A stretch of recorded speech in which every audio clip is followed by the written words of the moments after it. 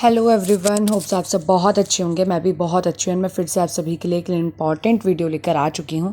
And guys, ये video आप सभी के लिए इसीलिए इम्पॉर्टेंट है क्योंकि जितने भी बच्चे इस साल ड्यू एनसी वेब के अंदर एडमिशन ले रहे हैं उनको बहुत सारी प्रॉब्लम्स देखने को मिलेगी, बहुत सारे टेक्निकल इश्यूज़, बहुत सारे क्वेश्चंस उनके मन में होते हैं और उन क्वेश्चंस को लेके वो बहुत ज़्यादा टेंशन में रहते हैं।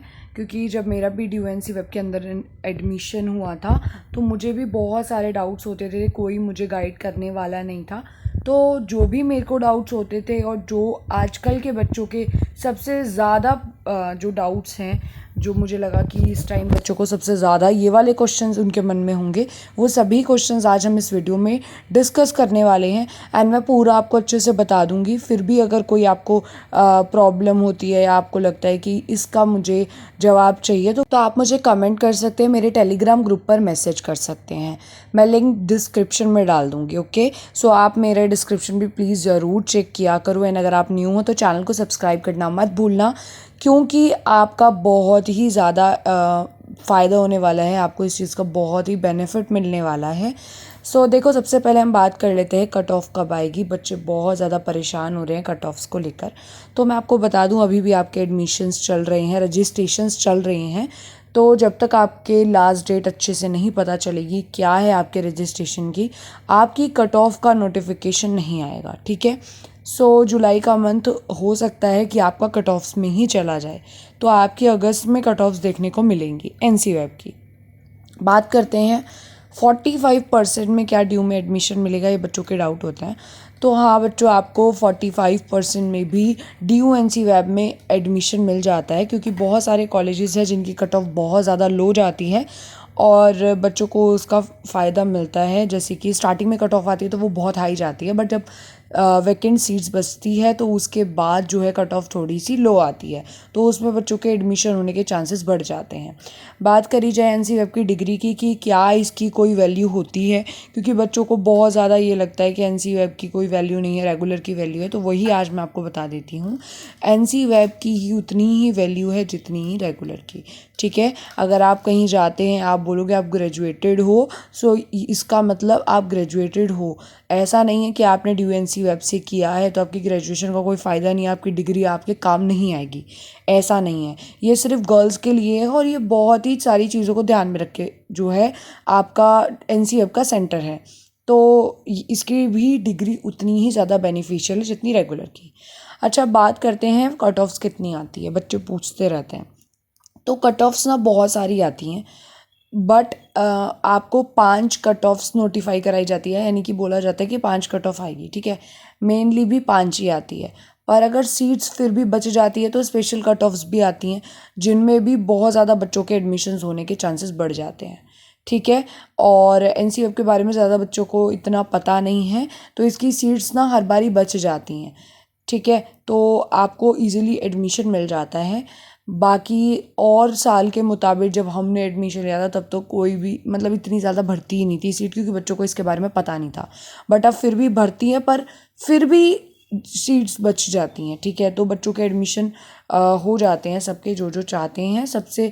अगर कोई बच्चा एडमिशन में अटकता है तो वो उसका क्या होता है, कोई डॉक्यूमेंट कंप्लीट नहीं होता, या कोई फ़ी पे करना भूल जाता है, या थोड़ी बहुत कोई प्रॉब्लम हो जाती है, या टेक्निकल इश्यूज़ की वजह से बच्चे के एडमिशन में दिक्कत आती है। अदरवाइज़ एनसी वेब में हर एक बच्चे को एडमिशन मिल जाता है।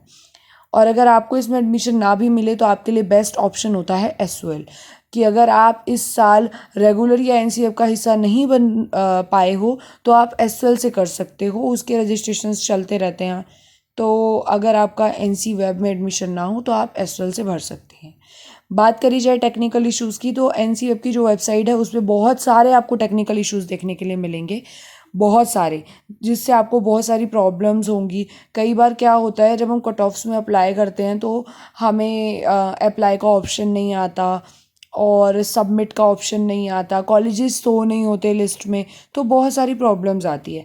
तो पहले ही अगर आपने अपने कॉलेजेस सोचा हुआ है कि मुझे इसमें एडमिशन लेना है तो अपना बैकअप ऑप्शन भी ज़रूर रखना, क्योंकि अगर आपको एक कॉलेज में एडमिशन नहीं मिला तो दूसरे में तो मिल ही जाए।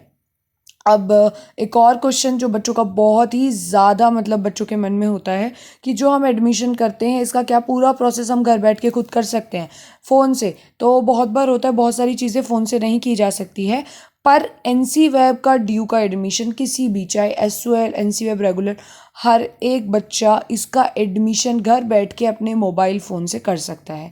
वो मोबाइल फ़ोन कैसा भी हो सकता है, और बस इसका क्या होता है, जो इसकी पेमेंट होती है ना, वो आपको ऑनलाइन करनी होती है, तो उसमें बच्चों को प्रॉब्लम आती है। वो आप अपने किसी भी पास की शॉप से जाके पेमेंट करा सकते हो कैश देके, बाकी आप पूरा प्रोसेस घर बैठ के खुद कर सकते हैं अपने ही मोबाइल से।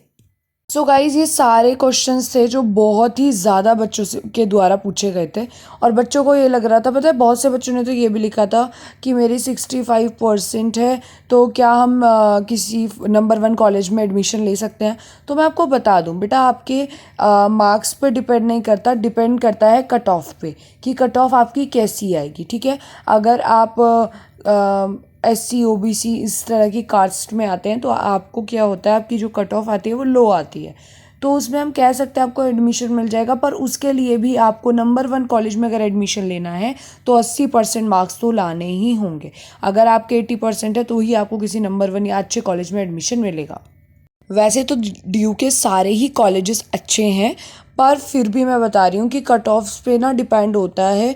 बहुत सारे कॉलेजेस की कट ऑफ बहुत ज़्यादा लो जाती है, बिकॉज़ उनमें बच्चों का इतना इंटरेस्ट नहीं होता, बहुत कम बच्चे होते हैं। जैसे कि एग्जांपल देती हूँ, अतिथि महाविद्यालय कॉलेज है, तो बच्चे ना बहुत ही कम इसमें एडमिशन का सोचते हैं कि नहीं हमें इसमें एडमिशन नहीं लेना, और ज़्यादातर बच्चे क्या सोचते हैं कि हम Hansraj, Miranda House, Jesus saint Mary, Maitreyi, इन कॉलेजेस में एडमिशन ले। तो इन कॉलेजेस की कट ऑफ्स जो है ना वो बहुत ज़्यादा हाई चली जाती है, और जो बाकी कॉलेजेस बचते हैं जिनमें बच्चे बहुत ही कम अप्लाई करते हैं, उनकी कट ऑफ बिल्कुल लो चली जाती है, कि ताकि बच्चे अगर कोई रहता है तो वो एडमिशन ले सके, इस टाइप से होता है।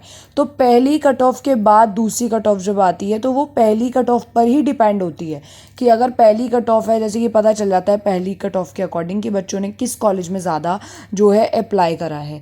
उसके बाद जो सेकंड कट ऑफ आती है, जिस कॉलेज में बिल्कुल ही अप्लाई नहीं होता उसकी कट ऑफ बिल्कुल लो हो जाती है, ऐसे होता है ना। तो कट ऑफ का चक्कर थोड़ा सा अलग है, वो मैं आपको जब कट ऑफ्स आएगी पूरा अच्छे से समझा दूंगी, कट ऑफ्स भी कैसे देखते हैं, हर एक चीज़ आपकी क्लियर कर दूंगी। मेरे चैनल को सब्सक्राइब कर लेना, ठीक है, एंड टेलीग्राम ग्रुप को भी ज्वाइन कर लेना। वहाँ पे जो भी आपका डाउट है वो तुरंत सॉल्व हो जाता है, बहुत सारे बच्चे आपके जैसे ही वहाँ पर भी है। सो गाइज़, अभी के लिए इतना ही, मिलते हैं नेक्स्ट वीडियो में, तब तक के लिए बाय बाय।